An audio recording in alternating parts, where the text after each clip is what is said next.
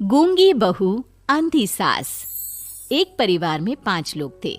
ओम प्रकाश, उनकी पत्नी सुमित्रा, बहू भावना, बेटा राहुल और एक थी उनकी बेटी प्रियंका। वैसे तो ओम प्रकाश और सुमित्रा के घर में सब कुछ ठीक ठाक था, लेकिन सुमित्रा की एक आदत थी। घर में कुछ भी गलत या सही हो तो वो किसी से कुछ नहीं कहती। और भावना स्वभाव की इतनी सीधी सादी थी कि अगर कोई उसके साथ गलत भी करता तो भी वो उसे कुछ नहीं कह पाती। इसी के चलते प्रियंका और राहुल घर में मनमानी चलाते रहते, क्योंकि घर को संभालने वाली औरतें इस तरह से रहती थी जैसे वो गूंगी और अंधी हो।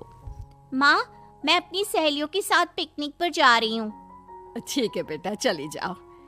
और मुझे आने में रात हो जाएगी, देर से ही आऊंगी मैं। अच्छा, कोई बात नहीं बेटा।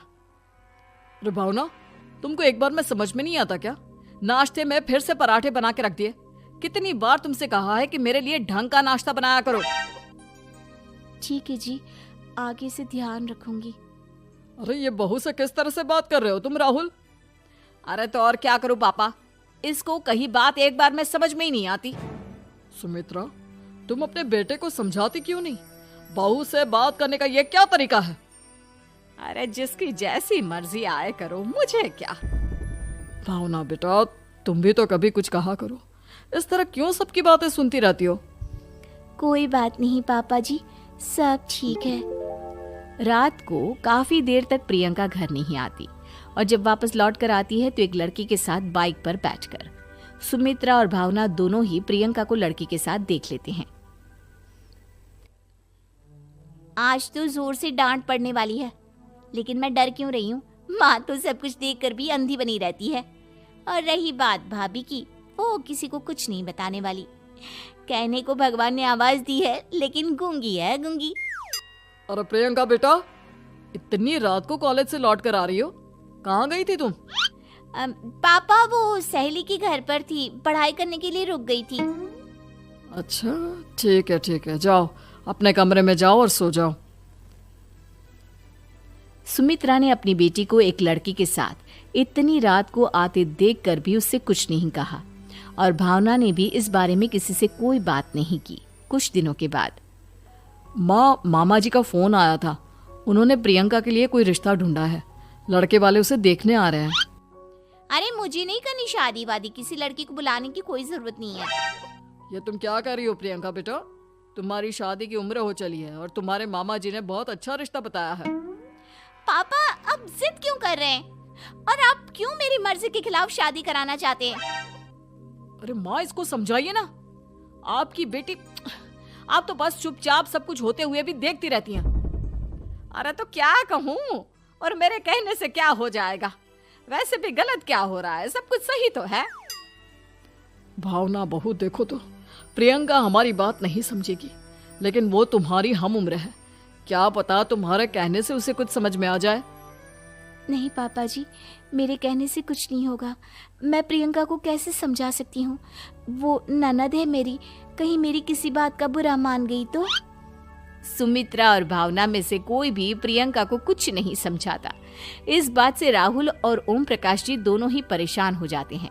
और फिर जब लड़का प्रियंका को देखने के लिए आता है, मुझे आपकी बेटी बहुत पसंद है, मैं उसके साथ शादी करने के लिए तैयार हूँ। देखो, मुझे तुमसे शादी नहीं करनी, और ये बात जितनी जल्दी समझ में आ जाए अच्छा रहेगा। अरे तो फिर आप लोगों ने मुझे यहाँ बुलाया ही क्यों? माफ कर दो बेटा, वो हमारी बेटी जरा गुस्से में है, हम उसे समझाने की कोशिश करते हैं। हाँ, देखिए आप नाराज मत होइए, वो तो उसने बस ऐसे ही कह दिया होगा। अरे कोई ऐसे ही कुछ कहता है क्या? और ये आपकी पत्नी और माँ, ये दोनों इस तरह चुपचाप क्यों बैठे हैं, जैसे इस घर के मेंबर ही ना हो? आपके घर में सब कुछ ठीक तो है ना? अरे सब कुछ ठीक है बेटा। सुमित्रा, समझाओ ना अपनी बेटी को। अरे क्या समझाऊं, क्या होगा समझाने से? सब ठीक ही तो हो रहा है, गलत क्या हो रहा है?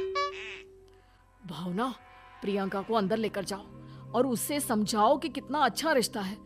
इतना अच्छा लड़का है, इस तरह से बिहेव ना करे।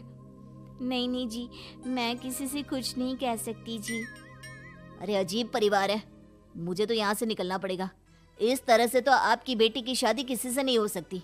जिसके घर की औरतें गूंगी और अंधी बनकर बैठ जाए, उस घर का कुछ नहीं हो सकता। ओम प्रकाश और राहुल सुमित्रा और भावना की हरकतों की वजह से बहुत परेशान हो जाते हैं। एक दिन वो दोनों आपस में बात करते हैं। पापा, समझ में नहीं आता कि भावना और माँ को कैसे समझाया जाए। सही कहते हो बेटा, तुम और मैं काम के सिलसिले में सारा दिन घर के बाहर रहते हैं और घर की दोनों औरतें जिन्हें सारा घर संभालना चाहिए गूंगी और अंधी बनकर बैठी हैं। पापा आप ही बताइए इसका क्या उपाय है।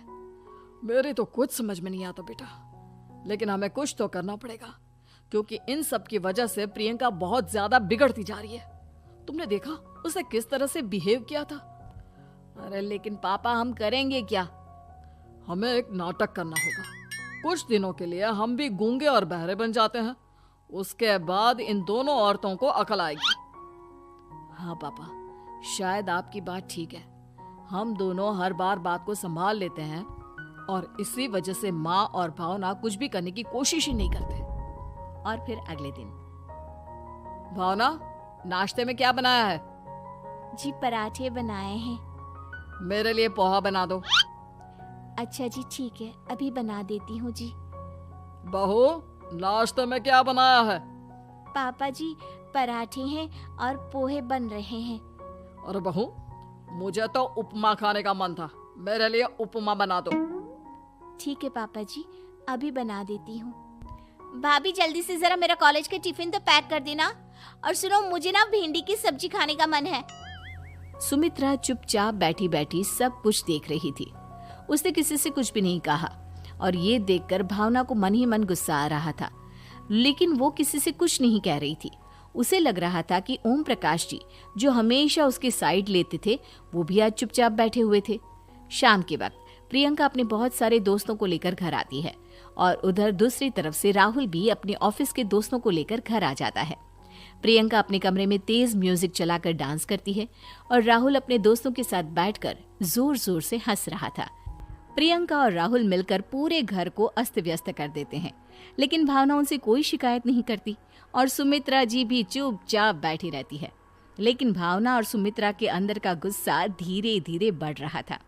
फिर रात को ओम प्रकाश और राहुल एक दूसरे से बातें करते हैं। पापा, हमने इतना कुछ किया फिर भी भावना कुछ बोलती ही नहीं और माँ भी कुछ गलत करने से किसी को रोकती ही नहीं। तुम चिंता मत करो बेटा, इन दोनों के अंदर का गुस्सा भर रहा है और बहुत जल्दी बाहर आने वाला है। अगले दिन, अरे बहू, ये कपड़े धुले हैं या गंदे हैं? पापा जी कपड़े तो मैंने धोकर ही आपकी अलमारी में रखे थे। मुझे तो साफ नहीं लग रहे, एक बार और धो देना। प्रियंका, मैं सोच रहा था कि तुम्हें उस लड़के से शादी नहीं करनी है ना, मत करो। एक काम करो, वैसे भी क्या रखा है शादी वादी में, तुम्हें जो लड़का पसंद है उसके साथ जाकर कोर्ट मैरिज कर लो। इस बार ओम प्रकाश और राहुल की बात सुनकर भावना और सुमित्रा के अंदर का गुस्सा जाग उठता है।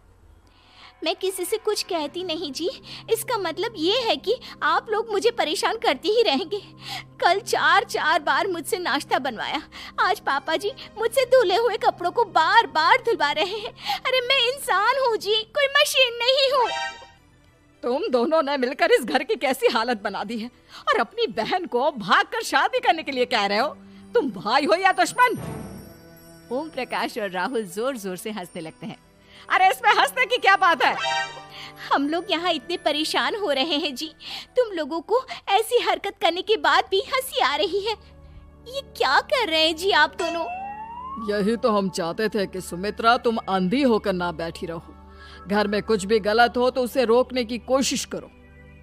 और भावना, तुम अपने साथ हो रहे गलत व्यवहार पर भी कभी मुंह नहीं खोलती, ये सही बात नहीं है। मैं चाहता था कि तुम्हारी भी जुबान खुले, तुम गलत बात का विरोध करो। गूंगी बहू और अंधी सास की ये जोड़ी इस घर में अब नहीं चलेगी।